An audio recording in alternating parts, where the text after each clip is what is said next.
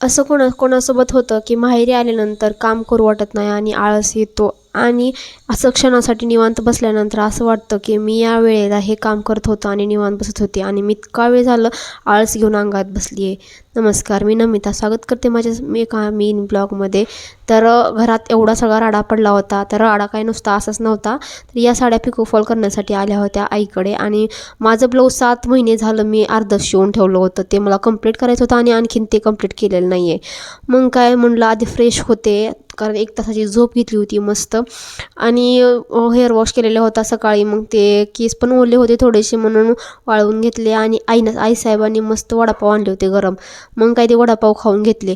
वडापाव माझ्यासाठी नवीन गोष्ट नव्हती, मेन गोष्ट ते मला आवडतच नव्हता वडापाव. पण असं म्हणतात ना, लग्नानंतर सगळ्या गोष्टी चेंज होतात, त्याचप्रमाणे मग कधीमधी खाण्यामुळे याची आवड आणखी निर्माण झाली. मग आता हे आल्यावर मी अशा गोष्टी इकडं खात असते आणि मन भरून खात असते. मग काय संध्याकाळून मस्त मी गुलाबजामुन बनवायला घेतले होते, कारण मी उद्याच्याला मासिक होतं आणि मला मासिक घालण्यासाठी मी उद्याच्या जेवणामधला हा मेनू स्वीटचा मी गुलाबजामुन ठरवला होता आणि मग तेच बनवायला घेतलं. ते बनवून घेतलं आणि माझा पूर्ण दिवस असा गेला.